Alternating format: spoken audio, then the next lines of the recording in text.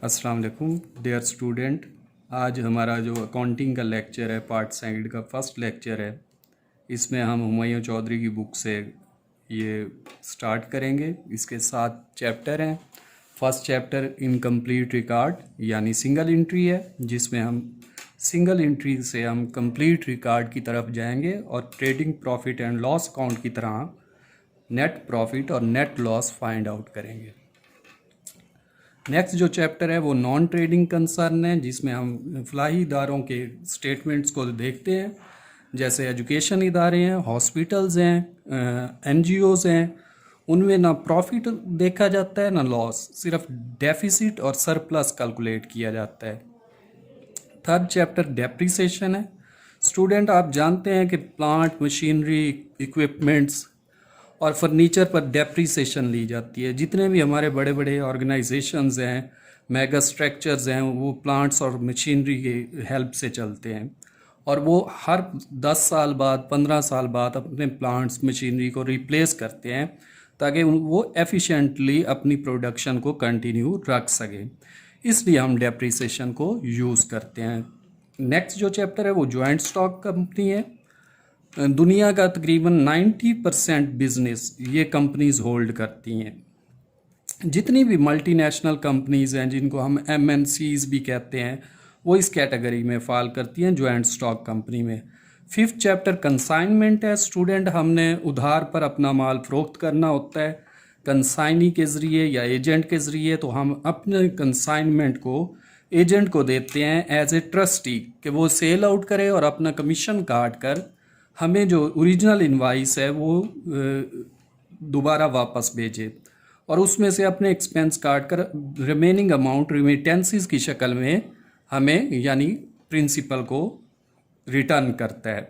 6 chapter partnership है। आपको पता है पार्टनरशिप बिजनेस पाकिस्तान में सबसे ज़्यादा फॉलो किया जाता है, क्योंकि हम जॉइंट स्टॉक कंपनी की तरफ कम रुझान रखते हैं। सिंगल एंट्री और इसमें पार्टनरशिप में हमारा ज़्यादा फोकस है।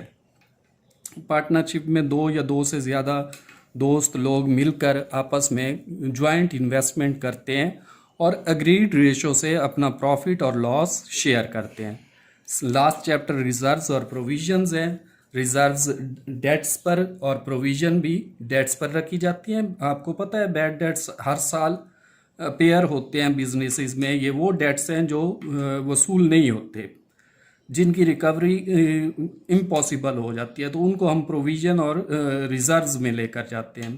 तो first chapter single entry system है, जिसको हम कहते हैं कि the system of book keeping in which only cash and personal accounts are maintained and not followed rule is agreed on this system.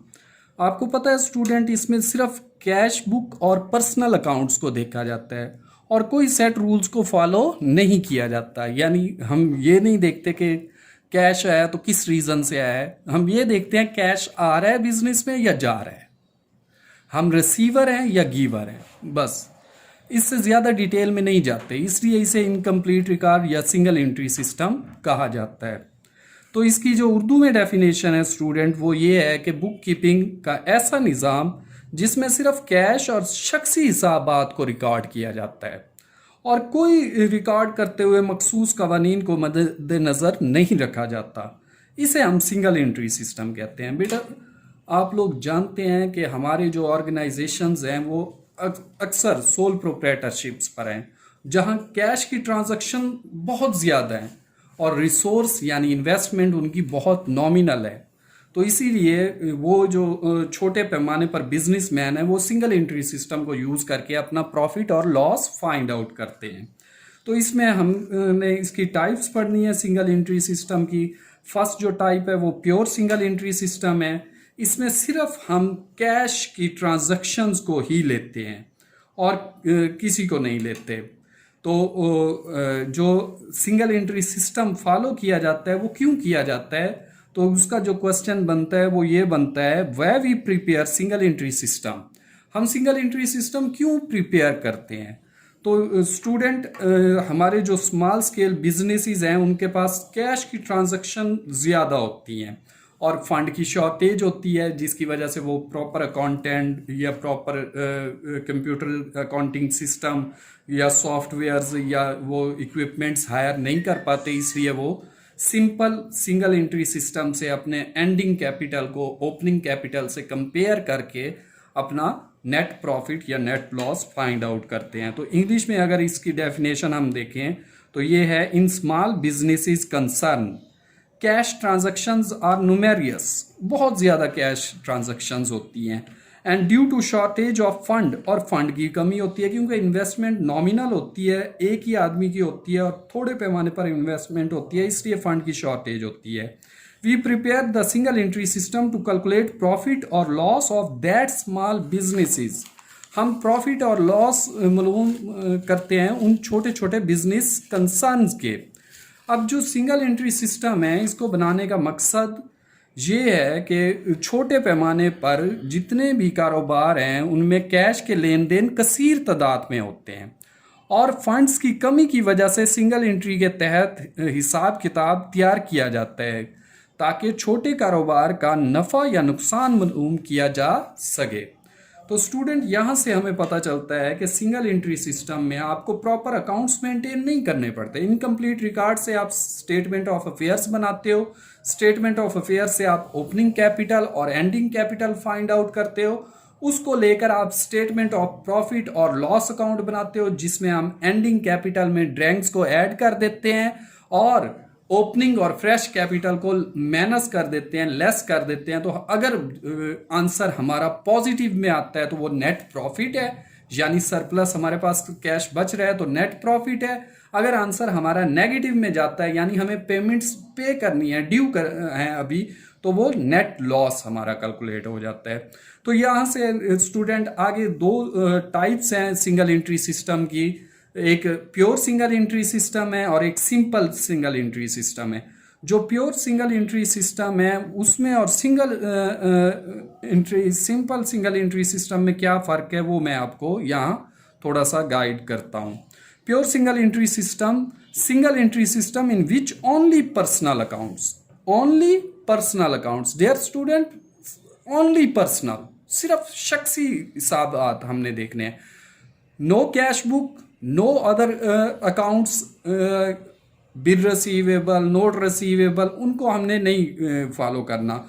सिर्फ पर्सनल अकाउंट्स को रिकॉर्ड में रखना है, कीप्ट करना है, तो उस सिस्टम को हम प्योर सिंगल एंट्री सिस्टम कहते हैं।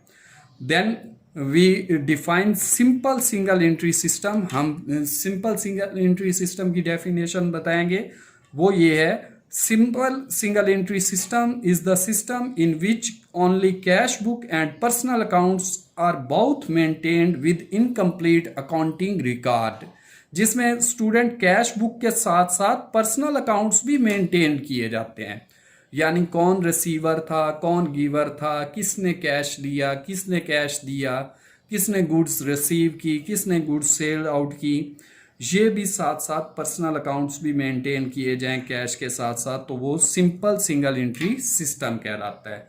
ये दो सिंगल एंट्री सिस्टम ज़्यादा यूज़ होते हैं। तीसरा कासी सिंगल एंट्री सिस्टम है, उसमें आपका जो कैश बुक है उसके साथ साथ पर्सनल अकाउंट्स के साथ साथ bill receivable, bills payable, sundry debtors, sundry creditors, आपके अकाउंट रिसीवेबल, आपके अकाउंट पेएबल, और ये 6 अदर अकाउंट्स भी आपको मेंटेन करना पड़ते हैं।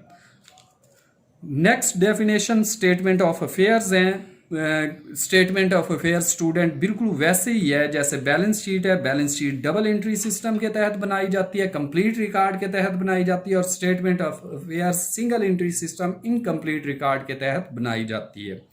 तो इसको हम डिफाइन करेंगे, a statement of affairs like balance sheet. Student like balance sheet है, सिमिलर टू बैलेंस शीट नहीं है। बैलेंस शीट डबल रिकॉर्ड से प्रिपेयर्ड होती है और स्टेटमेंट ऑफ अफेयर्स जो है वो हमारा इनकम्प्लीट रिकॉर्ड यानी सिंगल एंट्री सिस्टम से प्रिपेयर्ड होता है। A statement of affairs is a statement of assets, liabilities and capital prepared from incomplete record to find out the financial position of small businesses. तो student ये incomplete record से balance sheet है जो कि आप assets, liabilities और capital find out करते हो इससे, और ये छोटे पैमाने के बिजनेसेस जो हैं उनकी माली हालत के बारे में बताती है। नेक्स्ट जो डेफिनेशन है वो नेटवर्थ मेथड है। नेटवर्थ मेथड को हम स्टेटमेंट ऑफ अफेयर्स मेथड भी कहते हैं स्टूडेंट्स। इसमें हमने फाइंड आउट करना है इनकम्प्लीट रिकॉर्ड से प्रॉफिट और लॉस ऑर्गेनाइजेशंस का, जो कि स्मॉल स्केल ऑर्गेनाइजेशंस होती हैं। A method in which ending capital of a year compared with the opening capital to find out net profit or net loss under single entry system of bookkeeping। तो student ये वही चीज़ है, statement of affairs और net worth method एक ही चीज़ है। उसकी definition भी वही है कि एक ऐसा मेथड जिसमें साल के आखिर के कैपिटल को साल के शुरू के कैपिटल से कंपेयर किया जाता है ताकि मालूम कर सकें कारोबार के खालिस नफ़ा को या नुकसान को, जो छोटे पैमाने पर किया जाता है और जिसको हम सिंगल एंट्री सिस्टम के तहत प्रिपेयर करते हैं, जिसकी बुक्स ऑफ अकाउंट्स को। तो स्टूडेंट ये सिंगल एंट्री सिस्टम की डेफिनेशनें थी जो नेसेसरी थी स्ट्रक्चर या फॉर्मेट समझने से पहले की। अब जो सिंगल एंट्री सिस्टम का फॉर्मेट है उसमें हमने 3 स्टेटमेंट्स बनानी होती हैं। अगर तो हमें ओपनिंग और एंडिंग स्टेटमेंट ऑफ अफेयर्स का कैपिटल दिया हुआ है, ओपनिंग एंडिंग, तो फिर हमें एक ही स्टेटमेंट ऑफ प्रॉफिट और लॉस बनाने की ज़रूरत होती है। लेकिन क्वेश्चन में ये दोनों मिसिंग होते हैं, ओपनिंग कैपिटल भी और एंडिंग कैपिटल भी मिसिंग होते हैं। तो इनको फाइंड आउट करने के लिए ओपनिंग कैपिटल के लिए हमें ओपनिंग स्टेटमेंट ऑफ अफेयर्स बनानी पड़ती है और एंडिंग कैपिटल फाइंड आउट करने के लिए ending statement of affairs student बनानी पड़ती है। तो इस चैप्टर में हमें सिंगल एंट्री वाले चैप्टर में मेन 3 स्टेटमेंट्स हमें बनानी पड़ेंगी। जो फर्स्ट स्टेटमेंट है उसको हम ओपनिंग स्टेटमेंट ऑफ अफेयर्स कहते हैं और सेकंड को हम एंडिंग स्टेटमेंट ऑफ अफेयर्स कहते हैं। थर्ड जो है वो मेन रिक्वायरमेंट होती है, स्टेटमेंट ऑफ प्रॉफिट और लॉस कैलकुलेट जो करना होता है वो ये होती है, लेकिन उसमें हमें ओपनिंग और एंडिंग कैपिटल चाहिए। ओपनिंग कैपिटल हमें ओपनिंग स्टेटमेंट ऑफ अफेयर से फाइंड आउट होता है बनाने से, और एंडिंग कैपिटल हमें एंडिंग स्टेटमेंट ऑफ अफेयर्स बनाने से फाइंड आउट होता है। तो स्टूडेंट जो स्ट्रक्चर है या फॉर्मेट है इन स्टेटमेंट्स का वो मैं आपको गाइड कर देता हूँ थोड़ा सा।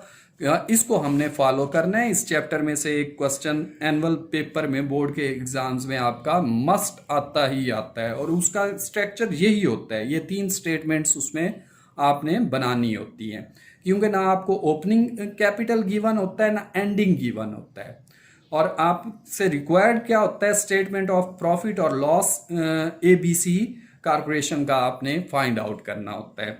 तो यहाँ पर जो ओपनिंग स्टेटमेंट ऑफ अफेयर्स है उसका फॉर्मेट देखें, ABC कॉर्पोरेशन कंपनी का नाम आ जाएगा। उसके बाद आप बना क्या रहे हैं, ओपनिंग स्टेटमेंट ऑफ अफेयर्स बना रहे हैं। आप ओपनिंग भी लिख सकते हैं या सिर्फ स्टेटमेंट ऑफ अफेयर्स भी लिख सकते हैं। और थर्ड जो स्टेप है उसमें एज ऑन जनवरी 1, 2019।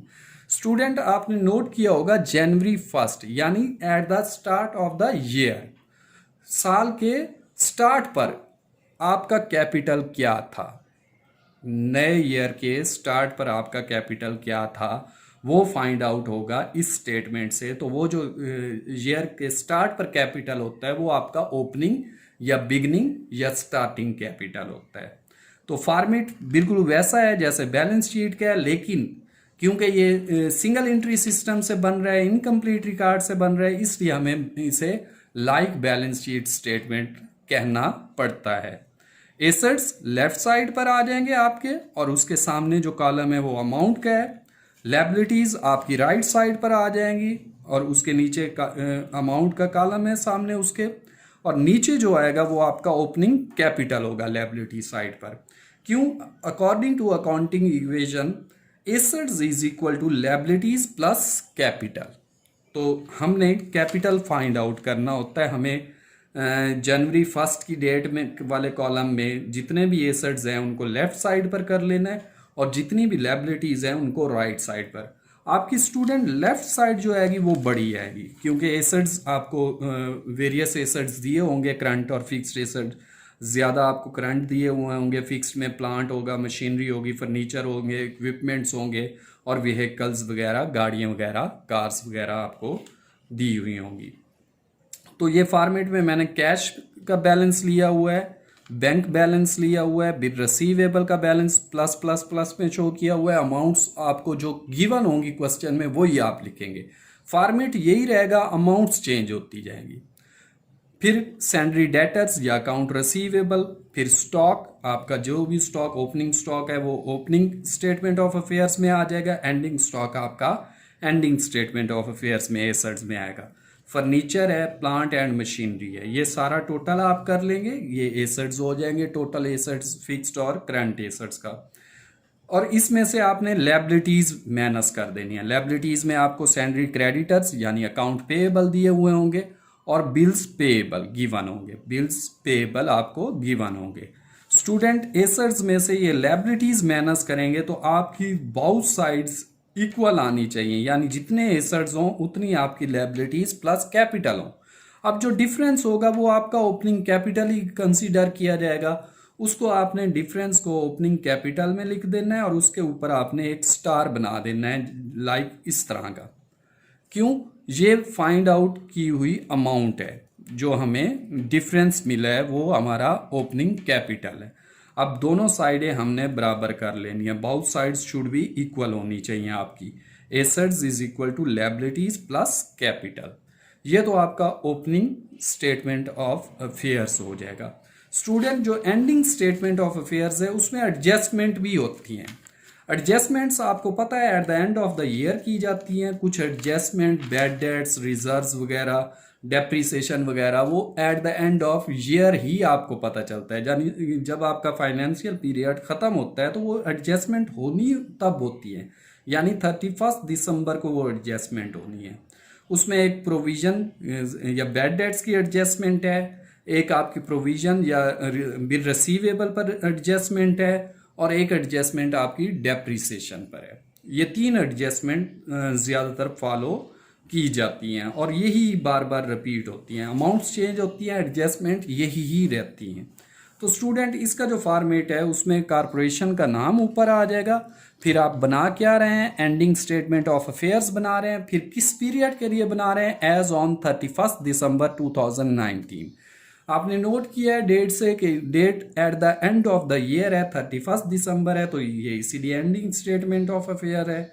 और इसमें आपने एंडिंग का जो कॉलम है एसेट्स लायबिलिटी का वो लेना होता है, और एडजस्टमेंट क्वेश्चन के नीचे एडिशनल जो मटेरियल लिखा हुआ होता है उसमें हिंट दिए हुए होते हैं, उसमें इंग्लिश वर्डिंग में वो एडजस्टमेंट लिखी हुई होती है। वो आपने गौर से रीड आउट करनी है और उसे माइंड में रखना है कि ये बिल रिसीवेबल पर है एडजस्टमेंट, ये सैंडरी डेटर्स पर है एडजस्टमेंट, ये प्लांट पर है, ये मशीनरी पर है, ये फर्नीचर पर है।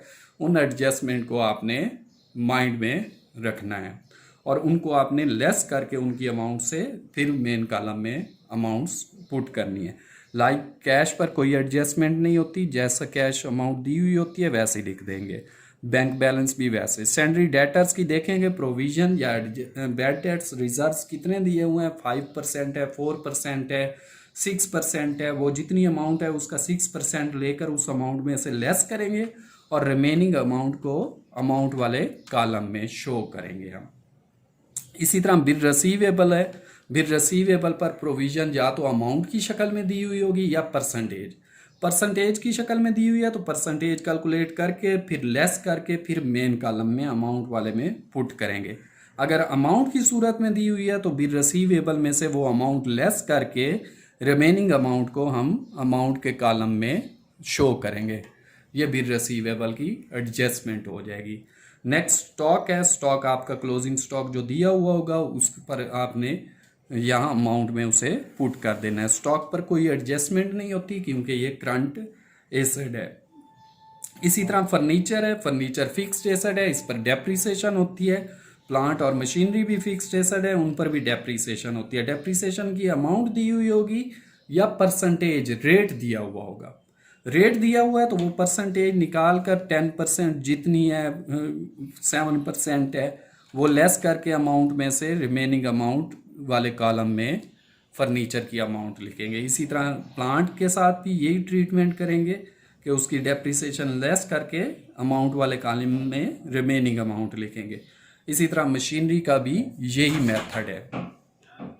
स्टूडेंट नेक्स्ट जो इसमें हम करेंगे, अब टोटल देखेंगे, टोटल हमारे एसेट्स कितने हैं, उसमें से जो लायबिलिटीज़ हैं, सैलरी, क्रेडिटर्स, बिल पेएबल, वो लेस करके जो अमाउंट हमें फाइंड आउट होगी वो एंडिंग कैपिटल फाइंड आउट होगा। इस पर भी आपने एक स्टार बनाना है, ये शो कर रहा है कि ये अमाउंट हमने फाइंड आउट की है।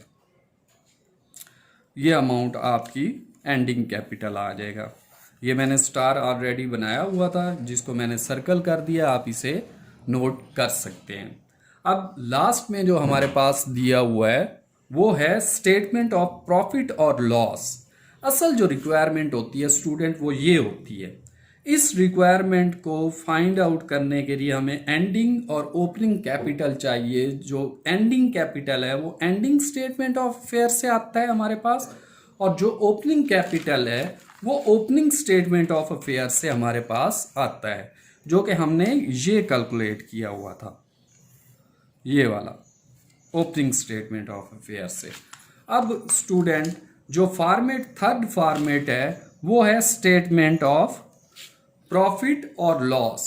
स्टेटमेंट ऑफ प्रॉफिट और लॉस, इसमें हमने जो फॉर्मेट है वो स्टार्ट इस तरह करना है, ऊपर कंपनी का नाम ABC corporation, statement of profit और loss as on ABC corporation, statement of profit और loss as on 31 December 2019। Okay student, इसमें दो कॉलम है, फर्स्ट कॉलम पार्टिकुलर्स और सेकंड कॉलम अमाउंट। हमने एंडिंग कैपिटल में ऐड करना है ड्रैंग्स, ऐड ड्रैंग्स करेंगे, जो आंसर आएगा उसमें से लेस कर देंगे फ्रेश कैपिटल, उसमें से लेस कर देंगे फ्रेश कैपिटल। जो आंसर आएगा उस आंसर में से लेस कर देंगे ओपनिंग कैपिटल। अब अगर स्टूडेंट आपका आंसर आता है पॉजिटिव, अब अगर आपका आंसर आता है पॉजिटिव और इंटरेस्ट ऑन कैपिटल नहीं पूछा हुआ, इंटरेस्ट ऑन कैपिटल नहीं पूछा हुआ और आंसर आ गया आपका पॉजिटिव, तो वो है नेट प्रॉफिट। यानी आपके पास अमाउंट आपके बिगिनिंग कैपिटल से ज़्यादा बची हुई है। एंडिंग कैपिटल की जो अमाउंट आपके पास बची हुई है फ्रेश और ओपनिंग कैपिटल निकाल कर, वो आपकी सरप्लस है, पॉजिटिव बची हुई है, तो वो आपका नेट प्रॉफिट है। अगर आपका आंसर नेगेटिव आता है, यानी आपकी पेमेंट ड्यू है, नेगेटिव आंसर आ रहा है, आपका जो एंडिंग कैपिटल है वो कम आ रहा है ओपनिंग कैपिटल के निस्बत, तो फिर आपका नेट लॉस होगा। इस क्वेश्चन में, इस फॉर्मेट में मैंने नेट प्रॉफिट शो किया। क्यों? मैंने शो किया है कि आपका जो आंसर आ रहा है वो पॉजिटिव आ रहा है, यानी आपके पास पैसे बचे हुए हैं, आपके पास कैपिटल बचा हुआ है, आपके पास कैपिटल, एंडिंग कैपिटल जो है वो ओपनिंग कैपिटल से ज्यादा आ रहा है। तो इस सिचुएशन में आपका जो प्रॉफिट है वो नेट प्रॉफिट पॉजिटिव है, इसीलिए हम इसे नेट प्रॉफिट कहेंगे। अगर आपका जो रिमेनिंग अमाउंट है वो नेगेटिव आ जाएगी तो फिर नेट लॉस होगा। और इस क्वेश्चन में एक चीज शामिल नहीं है, वो है इंटरेस्ट ऑन कैपिटल, वो मैं आपको नेक्स्ट लेक्चर में समझाऊंगा। इंटरेस्ट ऑन कैपिटल को कैलकुलेट कैसे करना है और उसको कैसे डिटेक्ट करना है, कैसे उसको लेस करना है। तो इंशाल्लाह नेक्स्ट लेक्चर में आपको इसकी मज़ीद वजाहत कर दूंगा। ये आपका फर्स्ट चैप्टर था सिंगल एंट्री, तो इंशाल्लाह हम इसको कंटिन्यू रखेंगे।